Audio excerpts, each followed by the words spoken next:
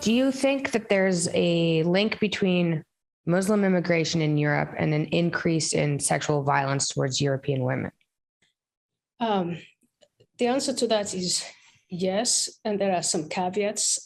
My latest book is called Pray, and the subtitle is Islam, Immigration, and the Erosion of the Rights of Women. The answer, my uneasy answer to this is yes. The caveat is not all Muslim men are misogynists, and not all Muslim men harass or attack women or treat them badly. But there is a minority, and that minority is considerable. And that minority of very young Muslim men have come from societies where women are viewed differently from the way they are viewed in Europe. And once they come to Europe, they start to behave in ways that are hostile to women. Sexual harassment, rapes, gang rapes, even syndicates or grooming gangs that prey on young girls. Now, what has Islam got to do with any of this?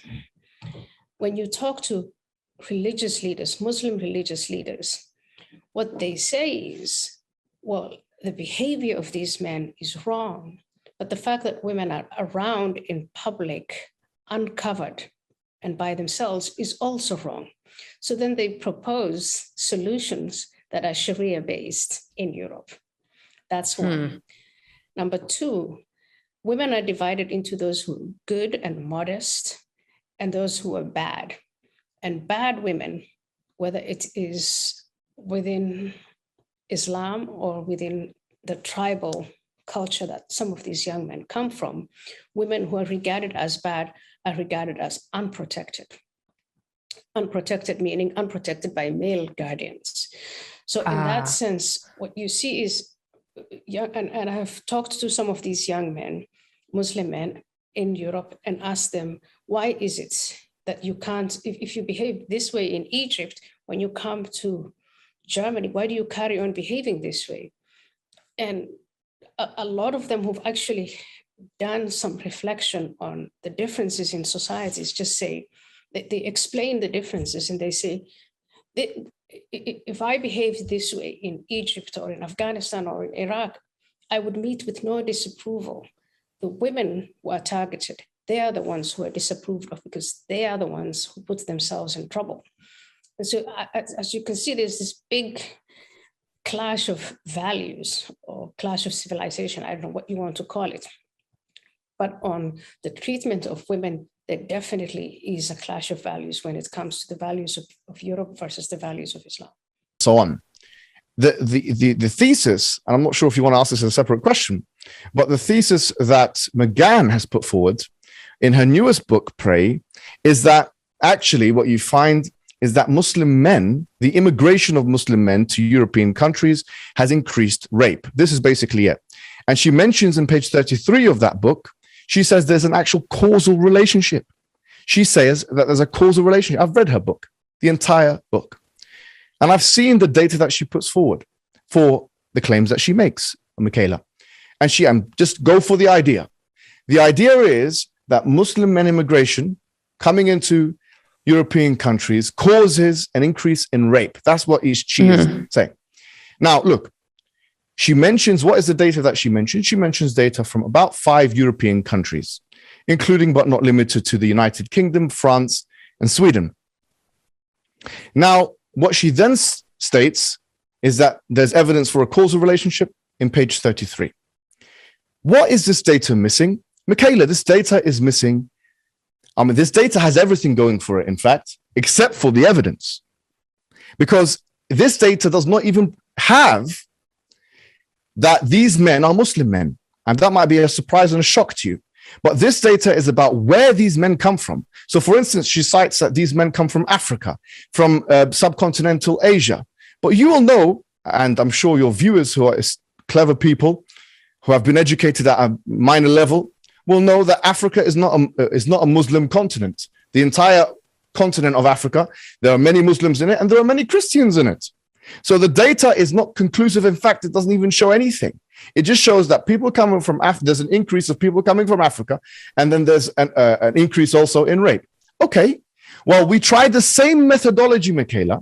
I actually tried the same methodology with Latin America and America, the United States of America.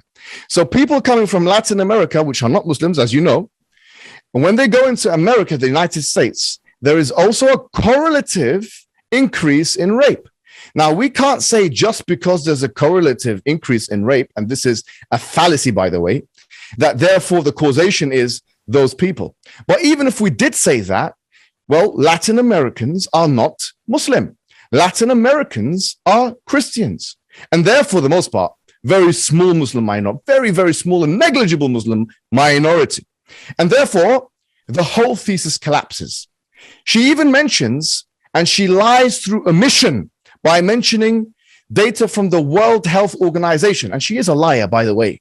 She's a liar. She lied to the Dutch Parliament. She lies by omission by mentioning the WHO, the only data that has that the WHO has done on rape. And she mentions certain things about Africa. Once again, it's not even a Muslim continent in its entirety, and subcontinental Asia.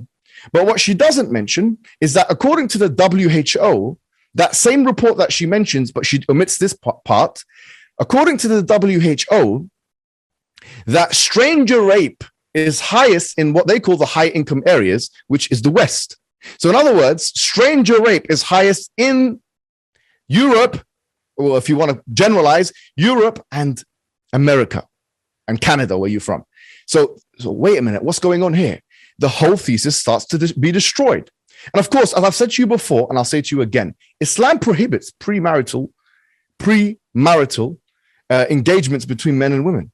How on earth can you get a thesis that says Islam, and she mentions the word cause, and it's a fallacy, causes an increase in rape for Muslim men to non-Muslim women, where Islam limits it to the highest level? Stranger rape, funny enough, according to the WHO, is lowest in areas which are most populated by Muslim people, like the subcontinental area. And of course, they say that's because the cultural reasons of a woman coming out and all that kind of thing. That's their analysis, but that's not their data. Furthermore, if it was to do with the jurisprudence, then we know that Orthodox Jews have a very similar, if not more strict, way more strict kind of jurisprudential tradition when it comes to the interaction of men and women. However, I will tell you, Michaela, despite that being the case, we don't see that is causing any rape within Jewish communities or Jewish men doing that to non-Jewish women. She mentions in one of her interviews that she does, she says that therefore Muslim people need to be taught how to be egalitarian.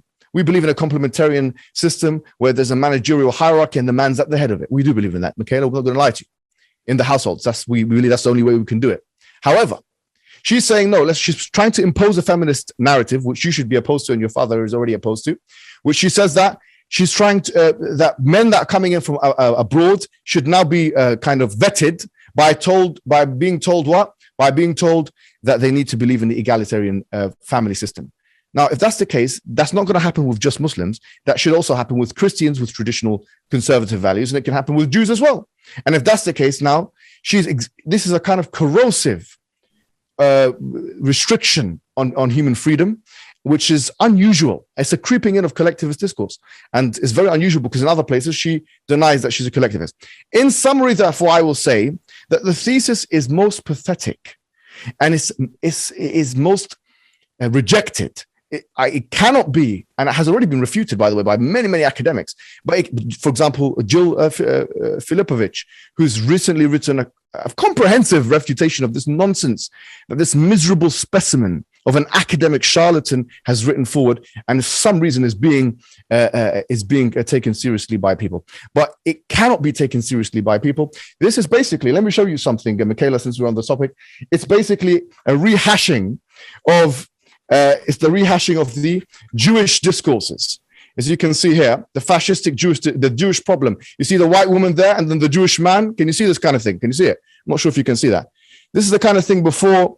I'm not sure if you can see that or not. A little bit closer would probably be better. Can you put that a bit closer, please? But this is the kind of newspaper article where the Jewish problem, the white woman there's the prize, and all the people, the Jewish man there, bring it back a bit, bring it back. Bring it. Yeah. Can you see it? Wait. Just tilt it forward a bit. Like that. Can you see it? There's a white woman there and a Jewish man on the side. This is before what happened, the pogroms and whatever happened. This is the discourse. She's just rehashing a fascistic discourse.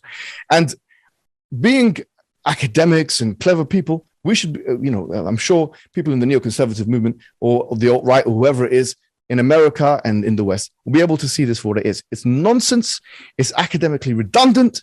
And it is the most ridiculous thesis I've ever seen in my life by someone who has no peer-reviewed work and should not be taken seriously by anybody.